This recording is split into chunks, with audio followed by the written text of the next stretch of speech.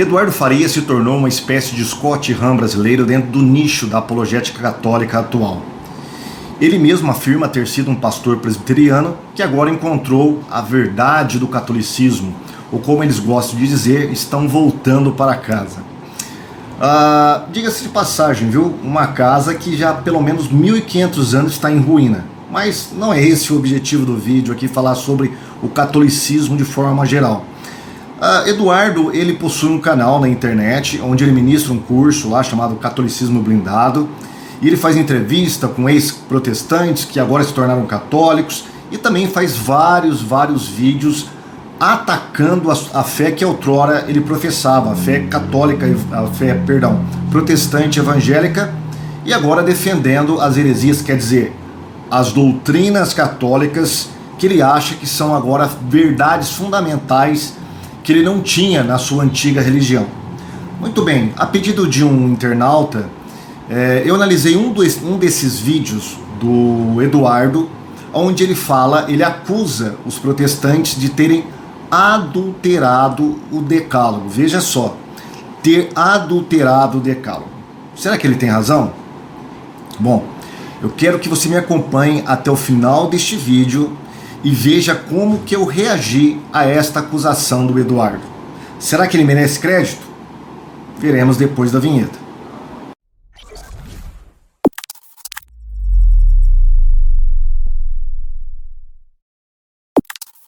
Bom, ele trata deste assunto em 2 vídeos. Um short, que é um vídeo mais curto, e uma live, onde ele está respondendo ao adventista Rodrigo Silva. Nós vamos analisar esse short, vamos colocar para você agora, para ver o que ele diz, os argumentos que ele utiliza, e depois vamos analisar algumas partes desta live, onde ele trata especificamente sobre a questão da adulteração do decálogo pela igreja evangélica, pela igreja protestante de forma geral. Vamos lá.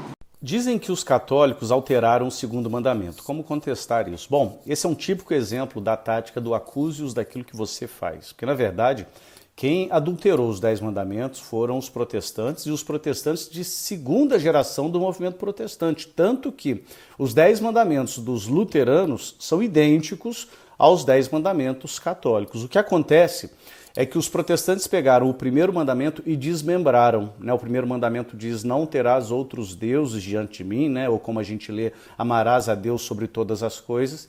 E aquele versículo que diz: não farás para ti imagens de escultura, e eu já tenho outros vídeos a respeito disso, eles colocaram como o 2º mandamento, mas na verdade esta é a explicação do 1º mandamento.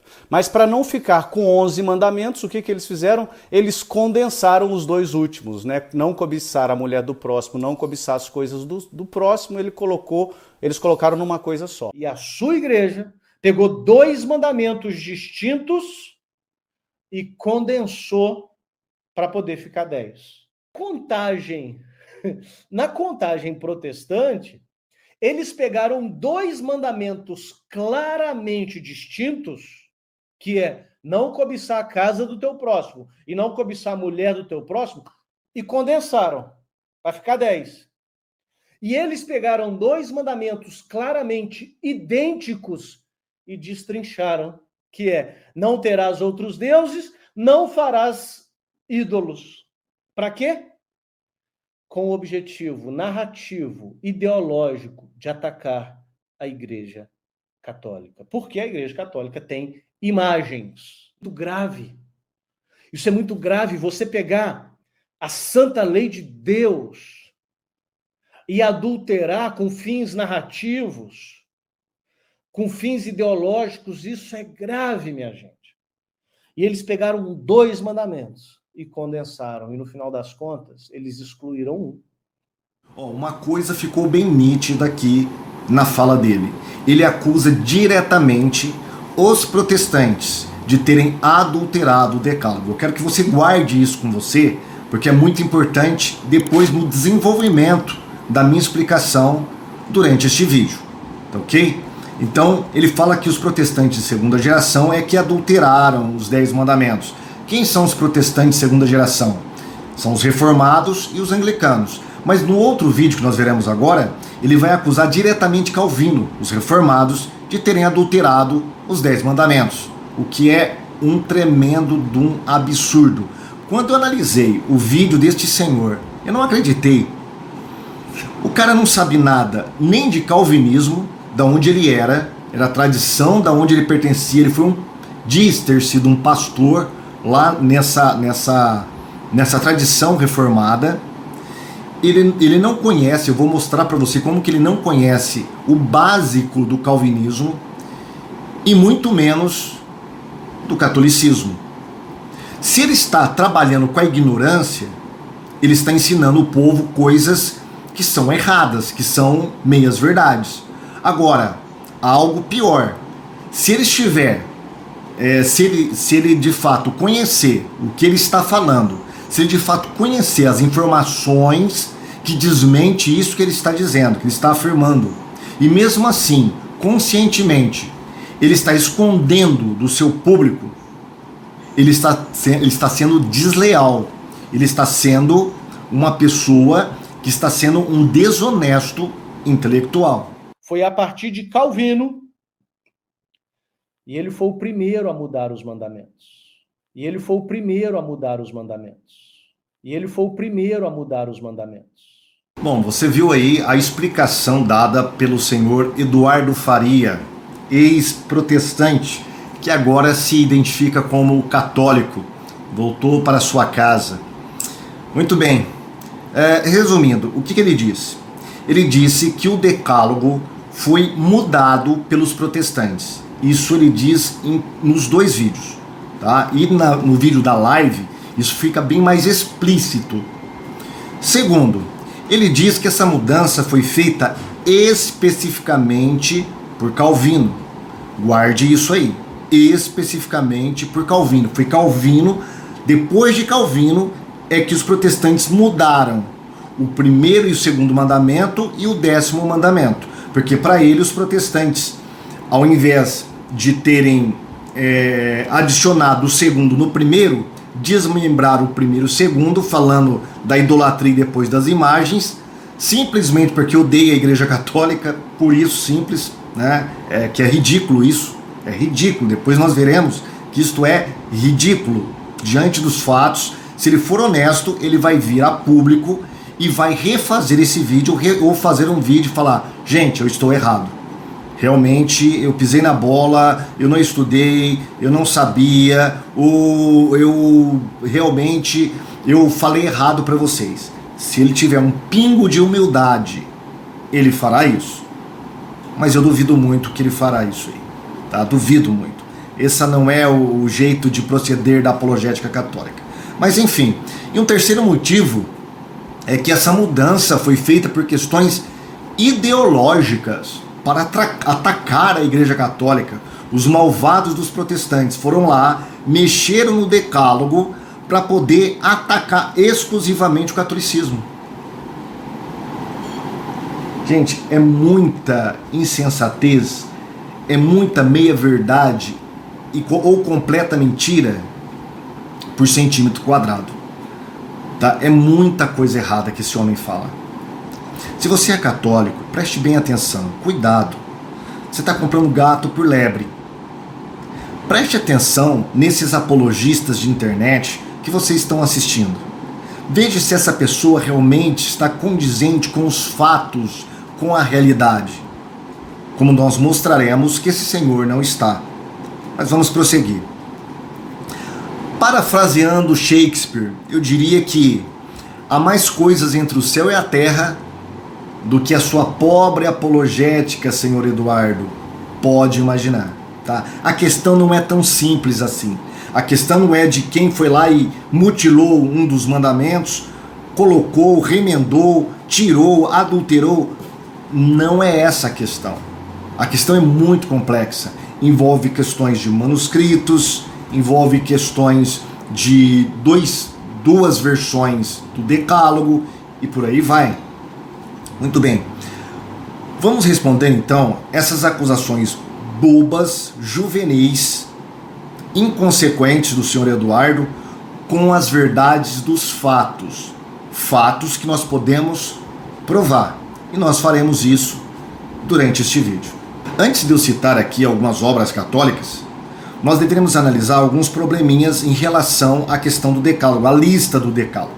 Primeiro, o próprio decálogo, a própria passagem de Êxodo e Deuteronômio, elas não vêm com uma lista enumerando os mandamentos.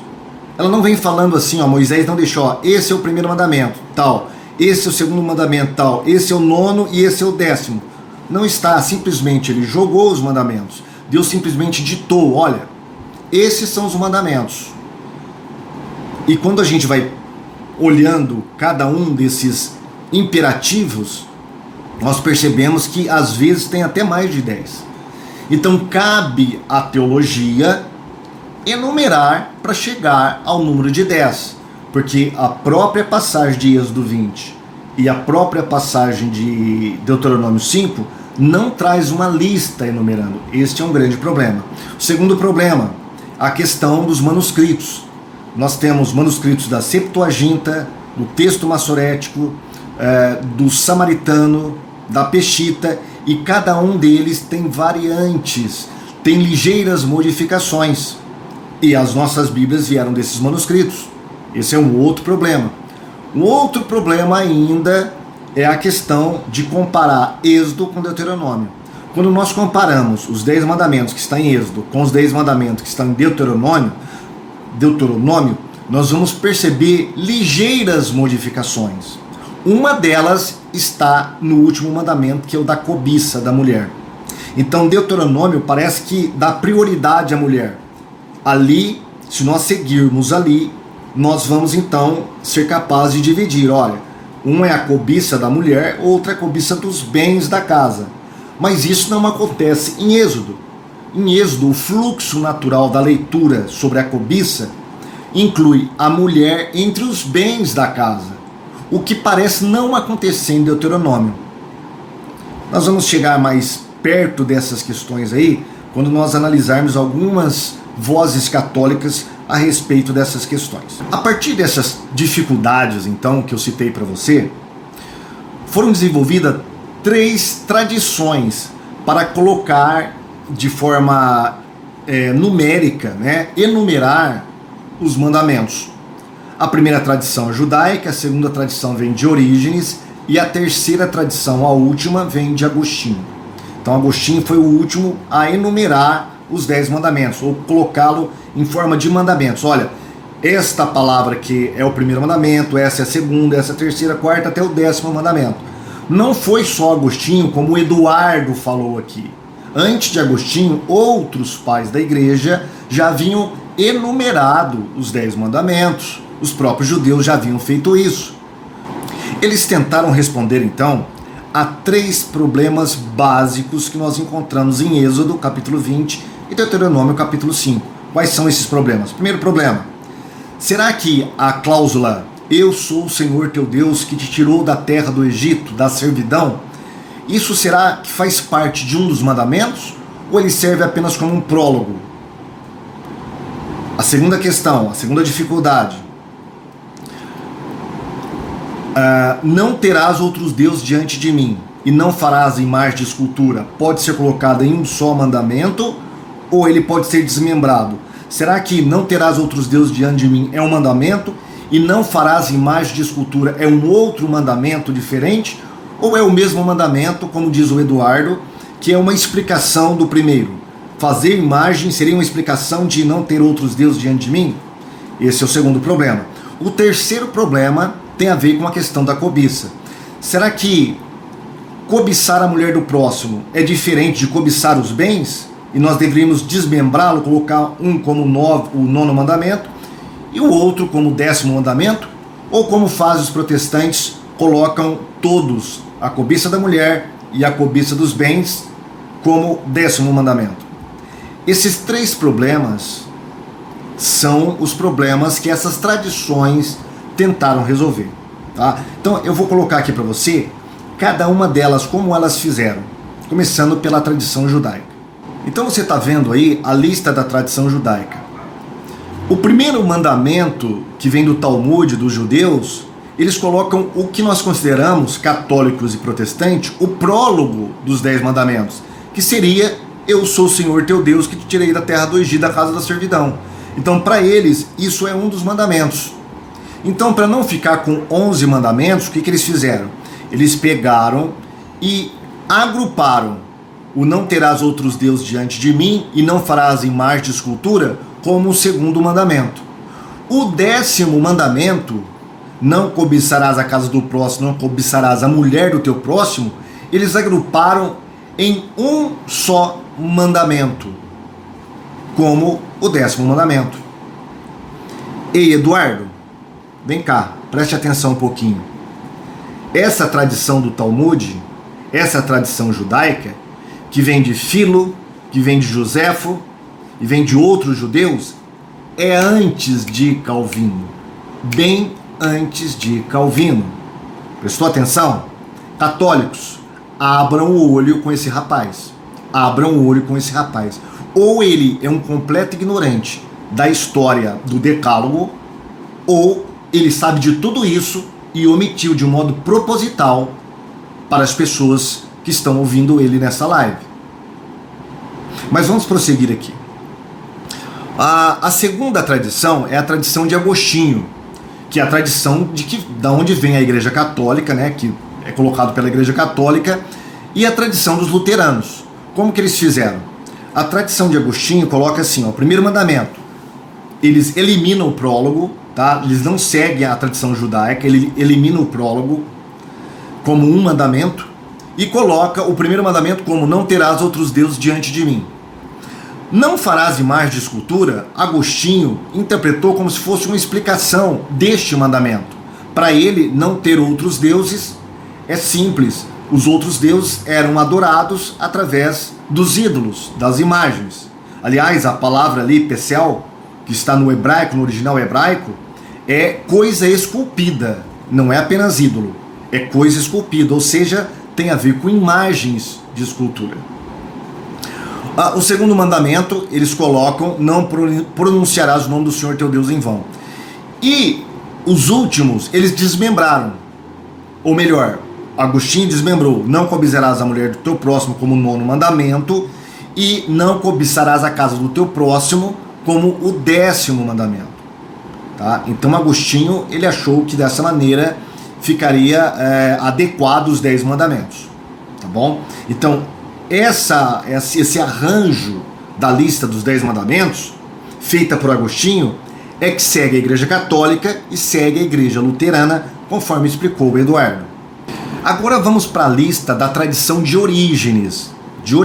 Tá? É uma outra lista, uma outra formulação do Decálogo, diferente da de Agostinho e da tradição judaica. O primeiro mandamento na tradição de Orígenes e dos pais gregos é, primeiro mandamento, não terás outros deuses diante de mim. Segundo mandamento, não farás para ti imagem de escultura. Olha que interessante, Eduardo, vem aqui, meu filho.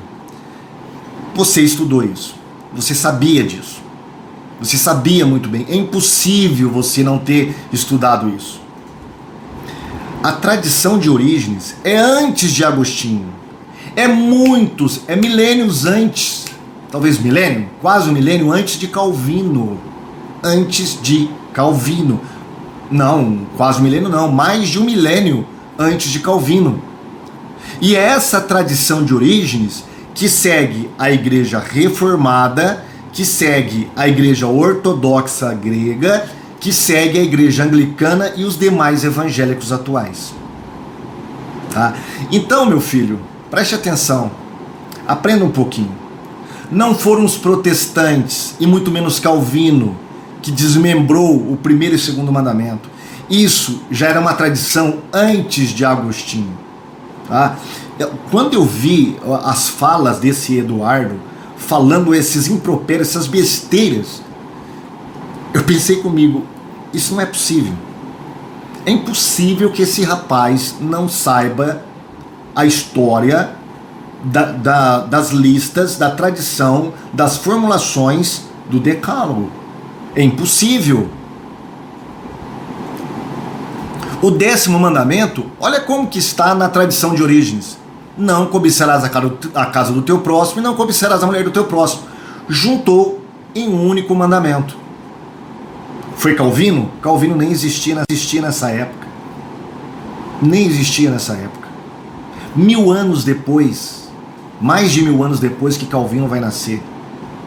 Eduardo, que coisa feia. Você está omitindo informações básicas, mas fundamentais, que vai contra a sua teoria e a sua raiva contra a igreja a qual você professava. É lamentável, tá? Lamentável que uma pessoa agora que diz ter achado a verdade dentro da igreja católica, né, precise usar de artimanhas, de meias verdades, de omissão de fatos, e fatos relevantes, os quais fariam uma compreensão completamente diferente dos ataques que o senhor Eduardo está fazendo nestes vídeos. Mas não acredite apenas no que eu digo. Ouça agora a voz da própria Igreja Católica que o senhor Eduardo Faria faz parte. Eu vou começar aqui com o Catecismo Católico, algo bem básico. Na pergunta 2066 deste catecismo,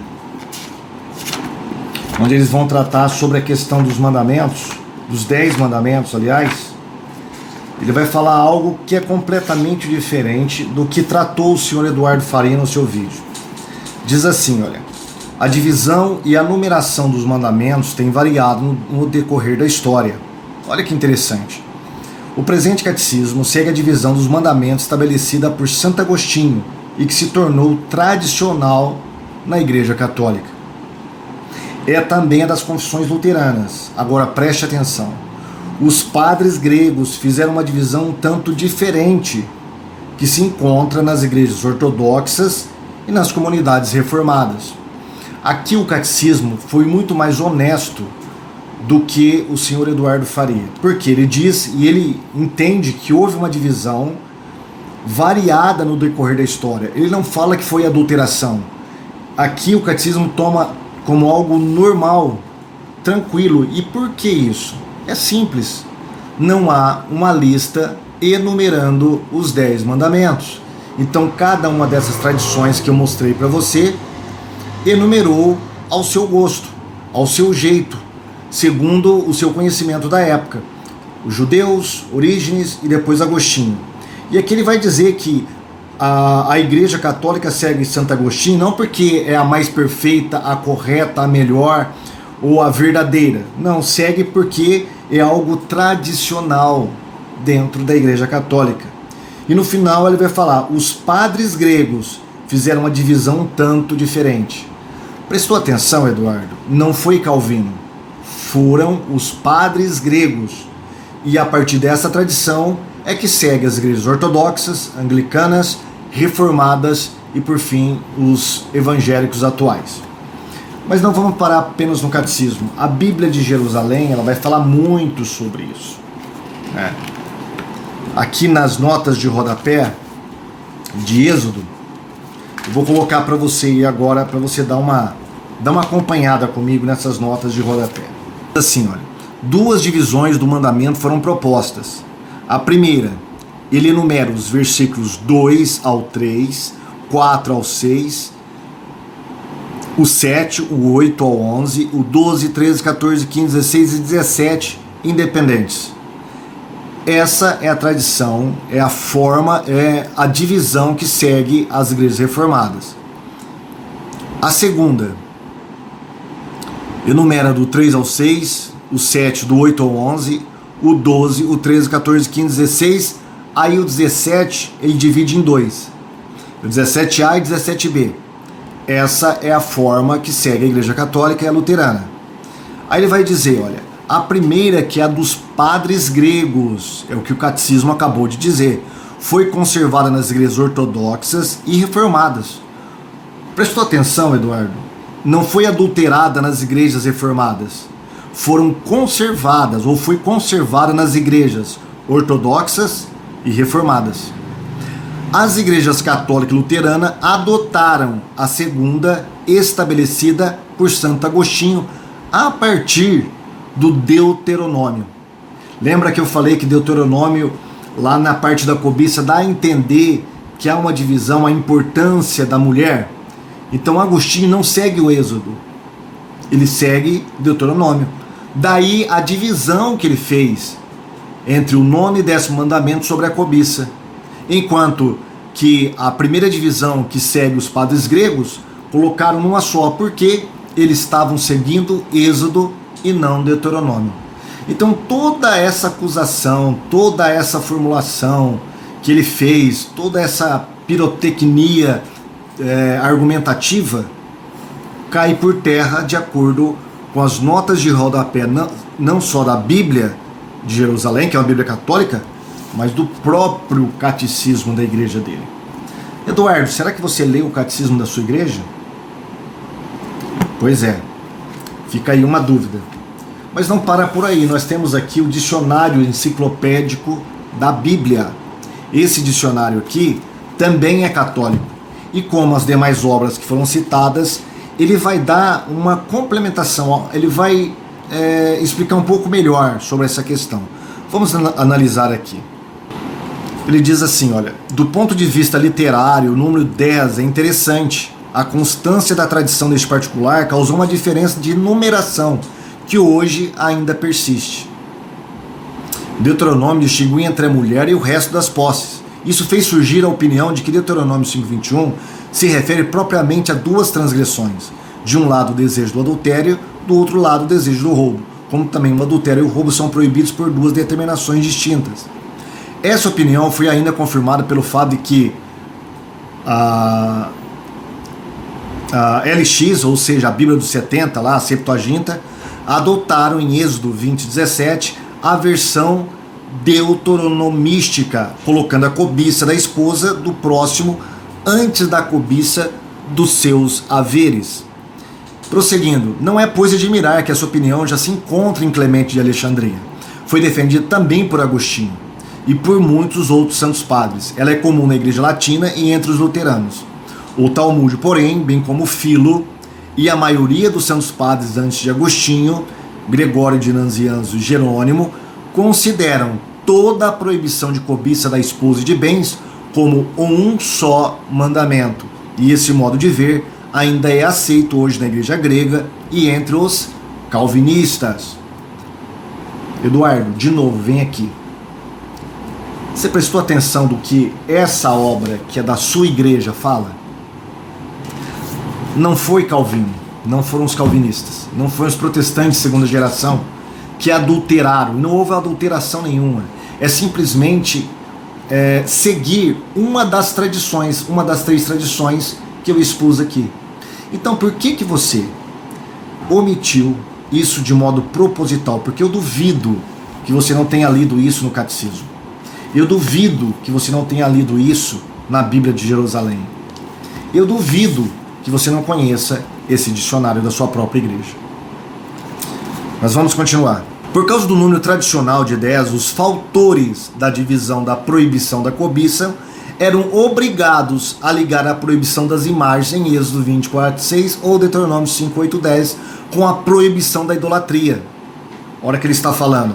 Então, a partir do momento em que você divide a cobiça, você é obrigado a colocar a idolatria num só mandamento. É isso que a sua igreja está dizendo. É isso que os teólogos da sua igreja dizem. Ora, é evidente que na prática, no decurso da história de Israel, a veneração de imagens coincidiu de fato com a idolatria e a veneração de deuses estrangeiros. E isso, sem dúvida, é o que visam Êxodo e Deuteronômio. Agora preste atenção. Será difícil, portanto, dirimir a questão qual das duas opiniões corresponde, no fundo, melhor à intenção das duas versões do Deuteronômio. A que une idolatria e veneração de imagens e distingue duas espécies de cobiça, ou a que distingue entre idolatria e veneração de imagens, unindo todas as formas de cobiça. Aqui, novamente, não há acusação contra Calvino, contra os calvinistas, contra os protestantes. Aqui, simplesmente, ele segue o fluxo da verdade. Ele segue os fatos da história. E o fato é, houve 3 tradições. A Igreja Católica segue uma delas, os reformados seguem outra. Simples assim. Agora, preste atenção, há algo inusitado aqui. A acusação não vem dos protestantes. A acusação vem das igrejas orientais. Olha o que diz esse site da Igreja Ortodoxa.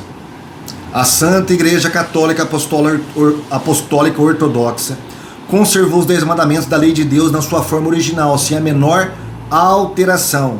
O mesmo não sucedeu com o texto adotado pela Igreja Católica Apostólica Romana, no qual os 10 mandamentos foram arbitrariamente alterados, tendo sido totalmente eliminado o segundo mandamento e o último dividido em 2 partes, formando 2 mandamentos distintos. Esta alteração da verdade constitui um dos maiores erros teológicos de que a Igreja Romana cindiu a união da Santa Igreja Ortodoxa no século XI. Esta modificação dos 10 mandamentos, introduzida pelos papas romanos, foi motivada pelo renascimento das artes. Os célebres escultores daquela época tiveram um amplo leque de atividades artísticas, originando obras de grande valor. Não obstante, as esculturas representando Deus, a Santíssima Virgem Maria, os santos e os anjos estavam em completo desacordo com o segundo mandamento de Deus, havia, pois, 2 alternativas: ou impedir a criação de estátuas, ou suprimir o segundo mandamento. Os papas escolheram esta última solução, caindo em grande erro.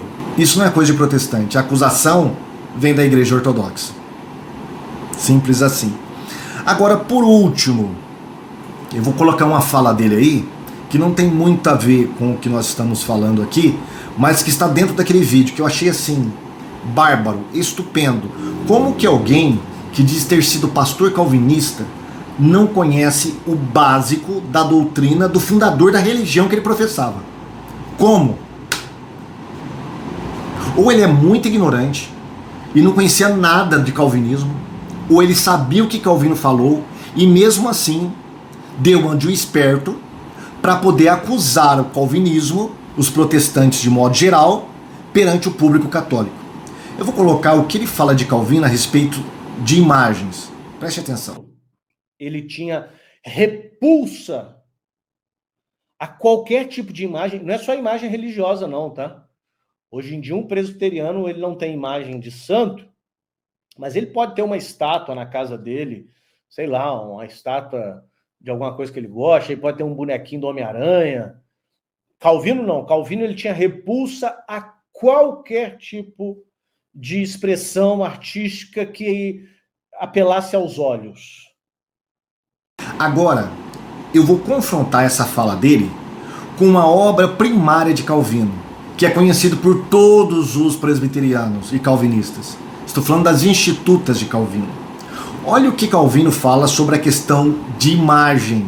Será que Calvino era contra toda e qualquer imagem, como ele disse? Preste atenção.